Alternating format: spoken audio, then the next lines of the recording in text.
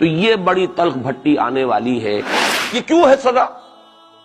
سزا اس لیے ہے کہ ہم نے اسلام سے بے وفائی کی، سیدھی بات ہے۔ اللہ کو تو نہ ہم سے کوئی دشمنی ہے، نہ ہمارے دشمنوں سے کوئی اس کی دوستی ہے، معاذ اللہ ثم معاذ اللہ۔ اس کی دوستی کہاں، کفار سے کہاں ہوگی؟ نبوکدنضر کے ہاتھوں بنی اسرائیل کو پٹوایا تھا اگر، تو کیا نبوکدنضر سے دوستی تھی اللہ کی؟ اور کیا اسرائیلیوں سے اور یہودیوں سے کوئی دشمنی تھی؟ معلوم ہوا کہ اللہ کا معاملہ جس قوم سے بھی ہے، کووننٹ ہے، وہ میثاق ہے ہمارا اللہ کے ساتھ، میثاق قرآن ہے ہمارا، ان کا میثاق تورات تھی۔ پکڑو اس کو، خذوا ما آتیناکم بقوۃ، پکڑو اس کو مضبوطی کے ساتھ جو ہم نے تمہیں دیا ہے۔ اگر اس سے بے وفائی کرو گے تو ہم سے کوئی تعلق نہیں، بلکہ تم مجرم ہوگے اصل۔ باقی لوگوں کے پاس تو کتاب ہے نہیں، شریعت ہے نہیں، دین ہے نہیں، ان کو تو پہنچانا تمہارے ذمہ تھا، تم تو ان کو کیا پہنچاتے، خود اس سے بے وفائی کر بیٹھے ہو۔ لہذا ساری دنیا کی گمراہی کی ذمہ داری بھی تمہارے کندھوں پر ہے۔ یہ ہے وہ جرم جس کی بنا پر سزا ملے گی، سزا کے مستحق ہیں ہم، اور ہم میں سب سے بڑھ کر عرب ہیں جن کی مادری زبان عربی ہے، جن کو صرف نحو پڑھنے کی ضرورت نہیں قرآن سمجھنے کے لیے، وہ تو از دل خیزت بر دل ریزت، براہ راست کمیونیکیشن قرآن سے ہو رہی ہے۔ وہ بے وفائی کریں تو ظاہر بات ہے مہا مجرم وہ ہے۔ لیکن پھر غیر عرب مسلمانوں میں اس وقت روئے ارضی پر سب سے بڑی مجرم قوم 10 کروڑ مغربی پاکستانی، یہ میں ڈنکے کی چوٹ کہہ رہا ہوں اور بہت عرصے سے کہہ رہا ہوں، اس لیے کہ ہم وہ لوگ ہیں کہ جنہوں نے اسلام کے نام پر ملک بنایا۔ کوئی ملک دوسرا دنیا میں اس وقت اسلام کے نام پر نہیں بنا۔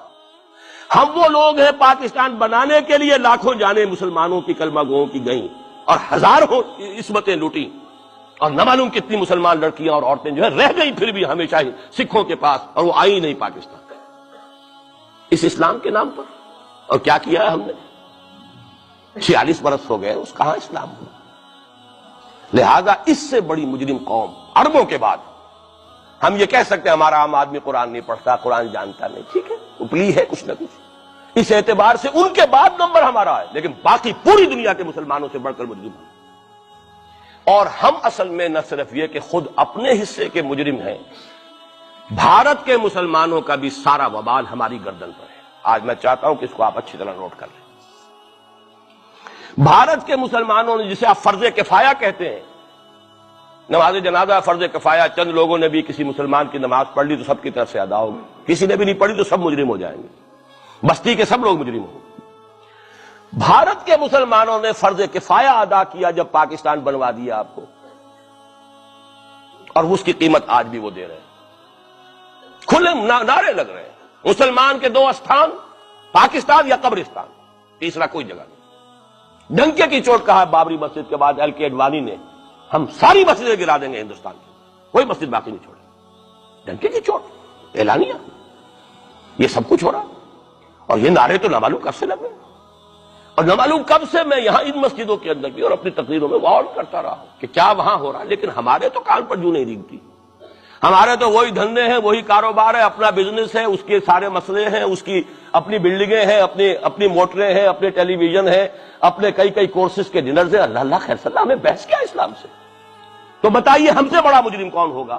آج جو کچھ ہندوستانی مسلمان پر بیت رہی ہے اس کا جرم ہمارے کندھے پر۔ یہ میں جذباتی انداز میں نہیں کہہ رہا، میں تو 2 اور 2 4 کی طرح ثابت کر سکتا ہوں۔ انہوں نے فرض کفایہ ادا کر دیا، اور اس وقت یاد کیجئے مولانا ابوالکلام آزاد، مولانا مدنی، جمعیت علماء ہند کے علماء اپنے تقدس اور اپنے تدین اور اپنے تقوی کے اعتبار سے انکویسچنیبل، کوئی شک و شبہ نہیں ہو سکتا ان کی نیت پر اور ان کے تقوی پر اور کردار پر، انہوں نے کیا کہا تھا؟ یہی کہا تھا کہ یہ پاکستان بنا کر تم مسلمانان ہند کو 3 حصوں میں تقسیم کر دو گے۔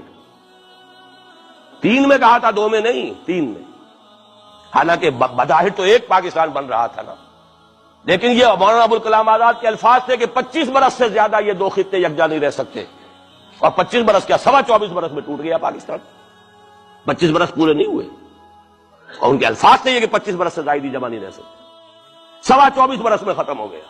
16 دسمبر 1971 کو پاکستان ختم ہو گیا کہ نہیں، 71 کو۔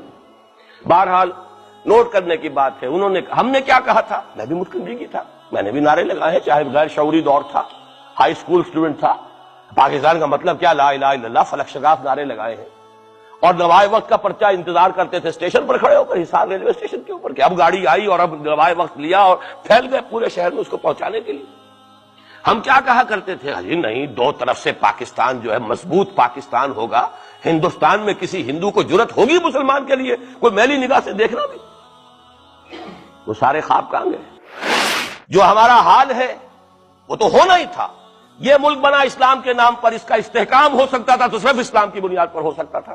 اسلام سے غداری کی، لہذا یہاں تو اب قومیتیں ہیں، یہاں تو اب ایتھنک اور ریجنل اور نہ معلوم کس کس قسم کی اور لنگوسٹک جو ہے نیشنلٹیز ہیں، نیشنلزمز ہیں، وہ جو ایک امت ایک وقت میں بن گئی تھی، ایک قوم مسلم قوم ہندو کے مقابلے کے لیے، وہ تو ختم ہوئی۔ اور حال کیا ہو گیا ہے؟ اس سے پہلے بھی کبھی کبھی ہندو مسلم فسادات ہوتے تھے، کیا سندھ سے مسلمان نہیں پہنچ جاتا تھا وہاں ریلیف کے لیے؟ کیا پنجاب سے اور سرحد سے مسلمان نہیں جاتے تھے؟ بہار نہیں گئے تھے؟ کیا کانپور کی مسجد شہید ہوئی تھی 1915 میں تو پوری ہندوستان سے مسلمان نہیں پہنچ گئے؟ کا جو ہم نے بنایا ہے